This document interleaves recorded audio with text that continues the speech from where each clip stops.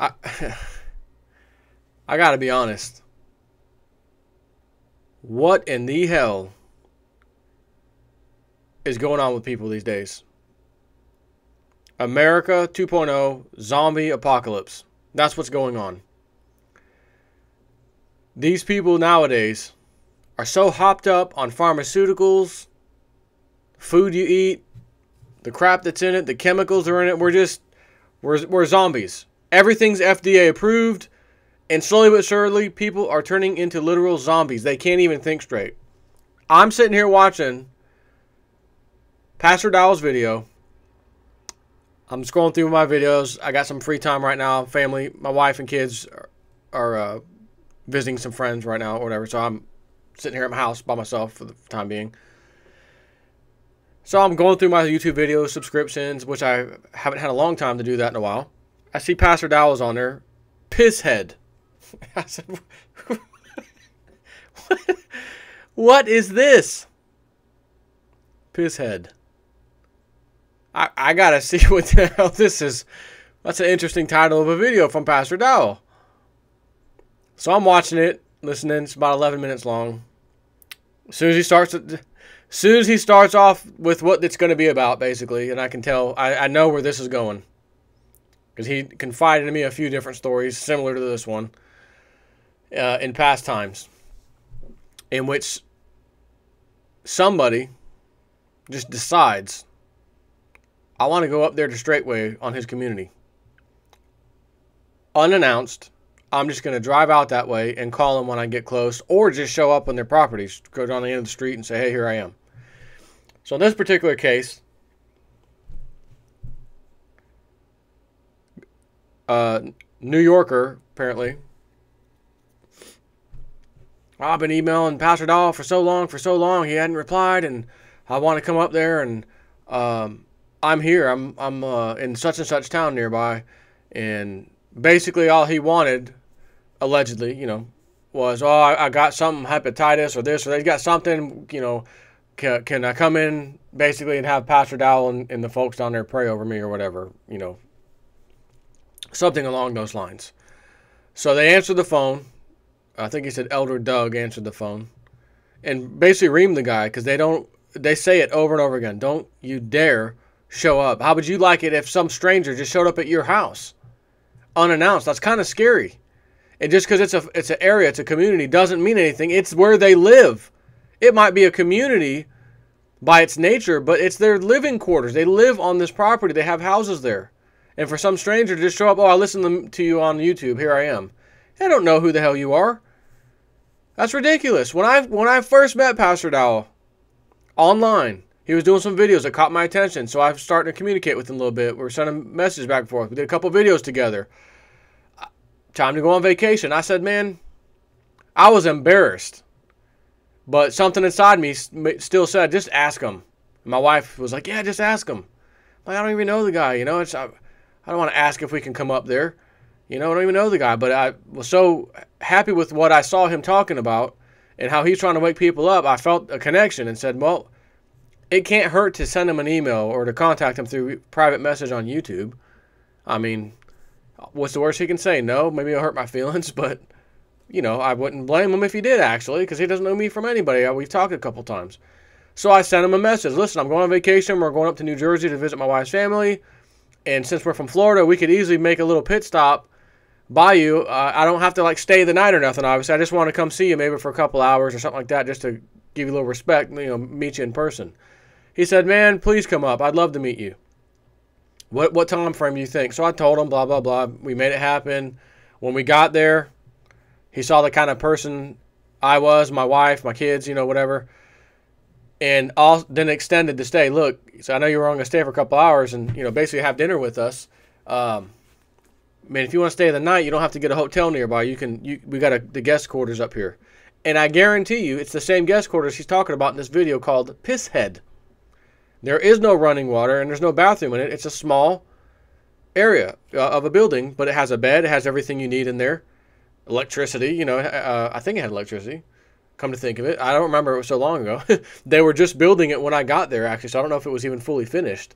But I knew it didn't have a toilet, but right down the dang way is the toilet facility right at the church. He showed me where it is. Hey, here's where you got to go. If you got to go, the bathroom's right here. Great, thank you. And guess what? I did go to the bathroom. I think my wife did and my kids did. So he's telling me. Anyways, I go up there and meet him. I ended up staying the night in this place. We hit it off well. The community was so welcoming. It was nice. Everything. I had nothing bad to say whatsoever. And I was new to knowing him or anything. And I get there, is this going to be a cult? Is he a cult leader? Is he with all the women? No, and no. This is a legit place. I said, okay. That's when I decided with the wife. Oh yeah, they offered to stay the night. If I felt a little weird, I would have made up an excuse. Well, we can't go. We were on kind of a time crunch, No, we got time. Matter of fact, we were going to stop somewhere else. We're going to take that off our little map to-do list, and we're going to stay here instead. That's how much we liked it. That's how nice it was there. So this guy shows up unannounced, is nearby somewhere, and calls in their phone number, the main number to the straightway, basically, not his house. I guess Elder Doug answers. This guy basically says, oh, I'm here. I've traveled, whatever. I spent $100, $200 getting here. Can I come? Can someone come pick me up or something like that? Elder Doug basically let him know this is not really acceptable. We don't do this.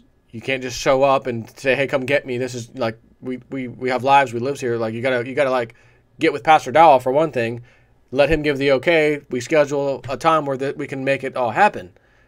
Whatever. I don't know how the whole conversation went, but it wasn't a pleasant conversation. I know that, and it shouldn't have been. He should have laid into him.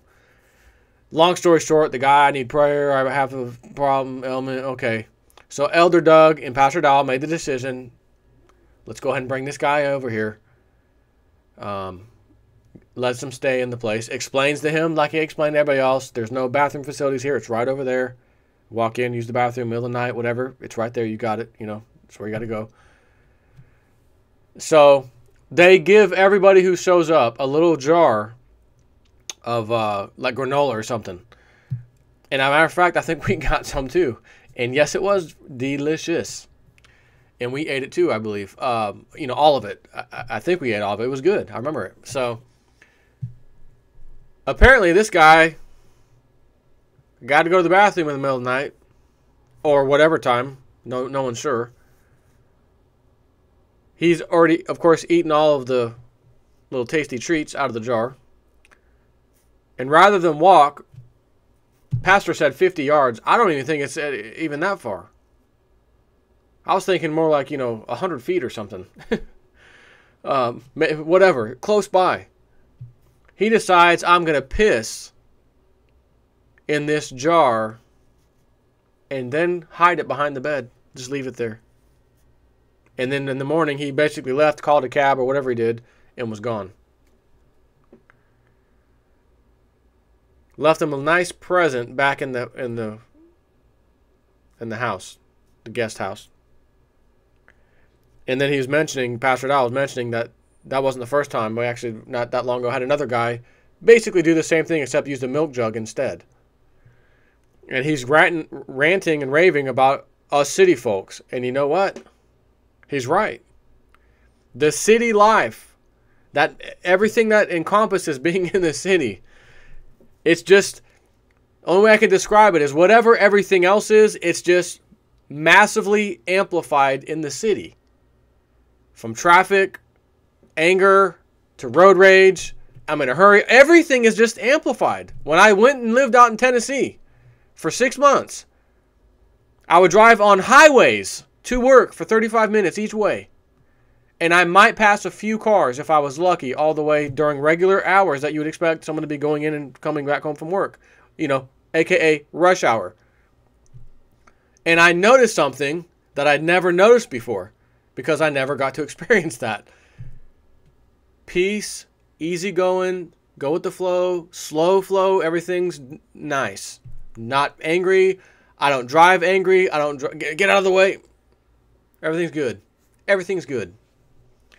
Because you don't have all these things that you have to deal with in the city. These things that you don't really even consciously know are affecting you. Out there, it doesn't exist. in the city. It's here. It exists. It gets amplified. That's why all these road rages, incidents, people getting killed, people getting hurt because of road rage. You don't hear about that. Oh, where the next road rage incident? Oh, it's down Highway 69 in Tennessee, rural Tennessee. What? Like you can't road rage out there because you can go around anybody. I mean, so people from the city, we got a problem. A lot of us got a problem. Ego problems. Gimme, gimme, gimme mentality. Get out of my way. I'm more important than you. I was here first. Get out of the way. Cut in front of the buffet lines. Whatever. Get out. Dude, there's plenty of food for everybody. Like, calm down. And I had the same exact kind of guy that Pastor Dowell is describing cutting in front of everybody over at the local CC's Pizza, all-you-can-eat pizza buffet, the other day. With my kids were with me. And there's not necessarily a line at CC's. Like, you know, because a lot of times people may want to get something out of the first two pizzas. And there's 6 or 7 after them. No one's there. No one's going to wait in line when there's wide open space to go get a few pieces or whatever and get out of the way. No, everybody does that. Okay? It's not, no one's ever been, I've never seen anyone get yelled at or looked at. What are you doing? No, it's wide open area. Walk up, grab a pizza, and go away. But if you got a bunch of people all standing in front of the available pizzas right there, and everybody's literally standing there looking at each other, waiting for their turn because they all want that pizza, nobody's going to cut in front of them or do the old No, we're going to wait they're going to make a little line right there, and everyone's going to kind of take turns. That's the normal thing you see. And I see this typical New Yorker guy just kind of, you know, I'm standing here, someone's standing here, and he just, you know, kind of shoulders it, just shoulders right in, like physically touching us, just shoulders right in. And I just kind of look at him to let him know, like, what are you doing? This isn't, you know, some trashy gutter rat New York whatever area. They don't do that here. I'm giving them the look, like, what, like, were you to, like, excuse me, someone's coming by, you're leaning in, and then you're leaning out and to go. No, you're trying to edge in to get pizza. Everybody standing here right now has been waiting for this particular person in front of us getting their 2 or 3 slices, and then the next guy goes, and then there's the other guy, and then me, and then this bozo comes in. He's got the whole, you could line people up, right? You could line up someone looks like my sorry butt, anyone else, and then line up one of these typical New Yorker. Let me just use that word, typical New Yorker, and just so you understand the type of person, because that term, you know what I'm talking about. And that person comes in, and we all line up, and someone says to you, without even talking, just looking at these people, point out the New Yorker. Boom! That's the kind of guy, right? So you know instantly, oh, he's got to be him. Yes, you're right. That's the kind of guy this was. So he's still standing there. I'm giving him the look like, what do you do? Like, what are you doing? And I'm getting my pizza. So then he just kind of gets the one next to me. So he cuts in front of everybody. It's mine, my mentality. I go get my drink. He's back at his table, bending over the table to. He was doing something. I don't know if he was moving a drink or whatever. He's not even sitting down. He's sticking out in the aisle, bending over, with his shirt way too short and his droopy pants way too droopy. And I got the nastiest butt crack view. It looked like with little red moon craters that you see on the moon. Just, I turn around, drink. What is that? I was like, where's my phone? This is, you know, People of Walmart videos, those video series online, People of Walmart. This is that worthy, except this isn't in Walmart, this is in CC's Pizza. But this is what came in. That's the kind of mentality. There are people out there who just do this. It's mine. I want it now. I'm not waiting. Get out of my way. I'm here. Don't even look at me because it's like water off my back. I won't even look at you back bad. It's just what I do. I just cut everybody off. And New Yorker, you know, it's like you cut in the cars, got to cut in front of the taxi cabs. You just do it. And then they bring that bullcrap mentality down here, or anywhere for that matter, and they do the same stuff. And then people who aren't used to that look at them and even sometimes say something. What are you doing? And then they look back at you like, well, what do you mean? What am I doing? Like, why are you even questioning me? This is normal. Like they're offended. What? So I can imagine this is the kind of guy that went and paid Pastor Dow a visit. Pissed in his glass jar thing and left it there behind him for them to clean up later. You despicable piece of crap. How dare you do that to someone else's home and property? Where in the hell are these people coming from? The answer is where you come from. America, the education system, the school system, the society that is all around us, that we've all had a hand in collectively creating. However, as the top-down societies always go, what starts at the top rolls downhill. And as they say, crap rolls downhill. Our government's corrupt. Politicians are corrupt. Most police departments are corrupt. Not all. Courtrooms, all of it, corrupt. So is it any surprise that the people at the bottom who have just been beat up and turned into zombies actually act this way? On one side, no, it's actually kind of acceptable if you think about it. And the other side is, even so, what the hell's wrong with people? Even dealing with that. We're all not like that. We all deal with this stuff, so what the hell's this guy's problem? I cannot believe this. I mean, the people at Straightway are so nice, are so kind, and normally welcoming, which I think, according to Pastor Dowell, is no longer, you can erase the welcoming part now. Anyone who just wants to show up and say, oh, I'm here, you're not welcome. And if they blast you verbally, don't be too upset. He had mentioned to me another time, someone just showed up, literally like they moved out of their house, packed all their stuff up, came up there. Oh, hey, we're here. Oh, again, thrown off. Oh, well, okay, how long you plan on staying? Indefinitely? Like forever? No, seriously? Well, yeah, we got everything packed in here. No, you can't do that. You can't just like show up on my property and then ask to stay like forever. I don't understand this. And just today, I emailed someone actually on YouTube that was talking to me, an older guy, getting ready to retire in the near future. He said, man, you've been in the city, you've been out in the country, we're looking for some place to move, maybe northern Florida, North Carolina, Tennessee possibly. Can you recommend, from what you experienced, what would you suggest? Maybe certain areas that you happen to go through and liked or whatever. So I chatted back for a second, gave him a response. And as I was responding, I had a thought in my mind that I even told him that I think I may need to get out of my mind and keep it out. And I thought to myself, Pastor Dowell and them, they got a community, people pitch in either monetarily, they work, they come home, they help share with their paycheck with the community to help build the community, or B, maybe they don't work and they physically work, help building the community, or both, or whatever. Some people don't live there, they come in and help. There's all kinds of ways, right? Bottom line is there's a community there. They're building things together. They're working together. It's a complete, pure definition of a awesome community. And I thought to myself, man, it'd be nice to have something like that with like a prepper mindset, My best people I could think of, maybe some YouTube subscribers that I've really been in contact over the years, a few of them. Man, what if silver went crazy? It's going to.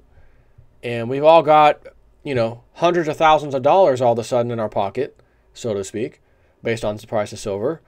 And we all pitched in for 300, 400, 500 acres of land somewhere. We all bought, or not even bought, but at that point have built some very basic, not Mac Daddy, very basic housing. 3, 4 bedroom, whatever, not a huge house for average families. No Mac Daddy, nothing, just average stuff. And we all kind of did so knowing that one day when the crap hits the fan, we could all go out there. We got our place, and we all just start working together in the community, like Pastor Dow and them do.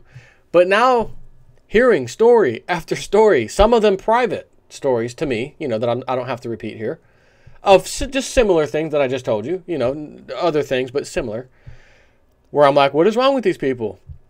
And I'm like, man, I'm thinking in my mind, he keeps letting them come in, thinking, well, that was just that one weirdo, and then another weirdo shows up. Well, maybe that was a odd occurrence. We'll let a lot of time go by. Then another guy kind of calls in, or not calls in, shows up. Let's let him stay the night. Oh, okay, he's another weirdo. So I start thinking to myself, I can imagine if I even attempted to do this, and I got YouTube subscribers. Yes, I want to do it. Sign me up. Let's pick a place out. Let's go look at it. Let's, put our money in, buy some land, and get houses built. Maybe after the price of silver goes up. So we have ample money to play with this idea. But then I realized there's probably going to be a good chance, a fairly good chance, that there may be one or more people, just as the kind that I just described to you, that end up wanting to be a part of this. And what if that person happens to build a house on the community with the rest of us, and we all realize Ed over there, a little bit, yeah, I know, I didn't really notice it right away at first. I thought something was a little funky, but man, now he's here. He's already got paid to get the house built. Like, can't really kick him out, can we? So then I thought again, well, how does Pastor Dowell do it? Pastor Dowell owns all of that land in the community. So if anybody ever came in there, even for maybe years go by, and they have their own trailer or house or facility that they live, whatever they live in, and things go sour, it's his property, it's his land. See you later. Take your trailer with you, or take whatever with you, etc., and leave. So I thought, man, that actually sounds really good. That sounds like a great idea. The issue is, though, I am not in a position to be there full time, and nor will I probably ever be unless the crap hits the fan in the worst possible way and silver has exploded and I've got plenty of money sitting there where I can go up there and realize it's time to start making things happen, like off the grid kind of things. And it'd be nice to have a bunch of other, or not even a bunch, but some other people there on the same property, same mindset, to work together. The only issue is there can only be one leader. And when I say leader, now let me change that word, not leader. There can only be one person that really owns it all. Or you could have it to where people, vote. All 5 parties pitch in, we all vote, and it has to be a unanimous vote to kick someone off the property, etc. It's a lot of crap to have to deal with. And after hearing Pastor Dowell with another epic story of a miserable failure coming on his property, I was just thinking of this stuff today. Like, man, I wonder if I should do a video asking some people, expecting some of the guys I chat with from time to time on YouTube to say, hey, count me in. Guys that I think I can trust, that I still haven't really met, at least share some ideas about this. And then I realized even one of these guys could be that guy.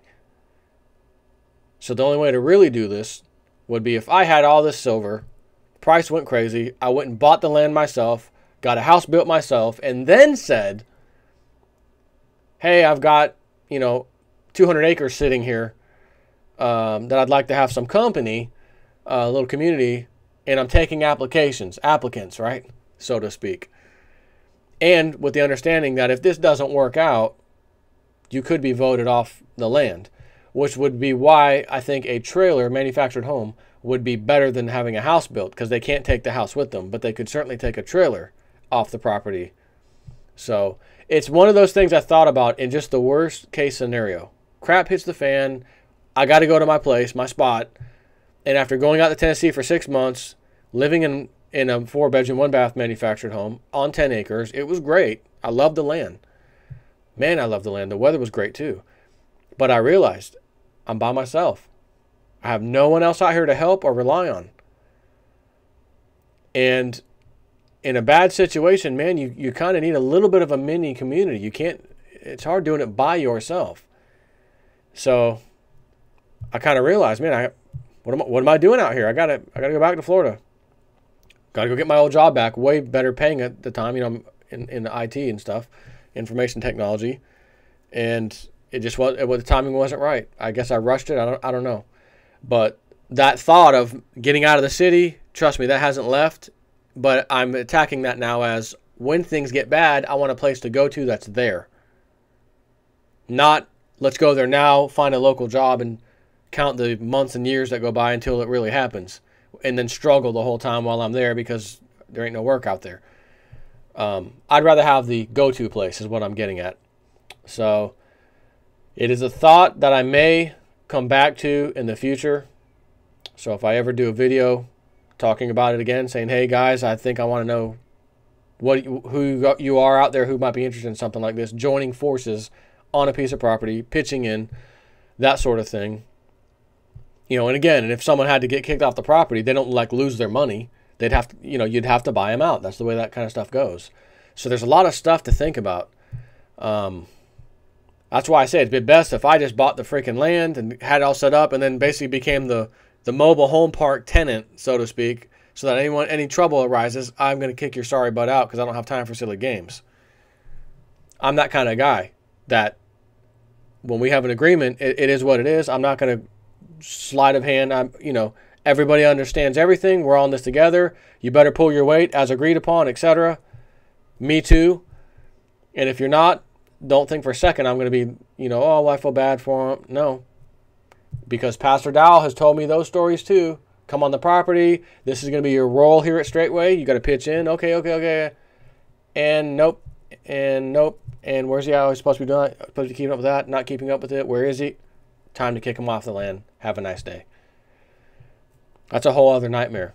So that's why it's critical that you have like-minded people who also, just because they're like-minded, are also somewhat into the same things you're into, think the same way you kind of think, right? It's got to all click. And that's why people have come and gone from his community. They didn't fit in, did not work, see ya. And then you have your core group of people that have been there forever, that have been pitching in, doing the right things, and everybody's working hand in hand. Everything's good. So it's something for me to think about. And if that day ever comes, I'll probably reach out. I'll do a video, and again, I'll hear what people have to say. But it's just one of those things that I think is not a bad idea. Have the property, but when you go out there, you don't want to be alone. You need people to contribute and help and do things around the property. I'm not asking people to go out there and like slave and do stuff. No, use your money, use the stuff, get a house built or a manufactured home, etc. It's a temporary crap hits the fan kind of a place. That would be like on standby, and it probably wouldn't hurt if we had one person living there full time, maybe a retiree or something like that, that kind of watched over the place while we all are out doing our stupid city life thing. Go to work, pay the bills, or, nonsense. Until that day comes, we have to go out there. If it never comes, we've got property that ultimately will go up in value. It may be a long time, but it will go up eventually.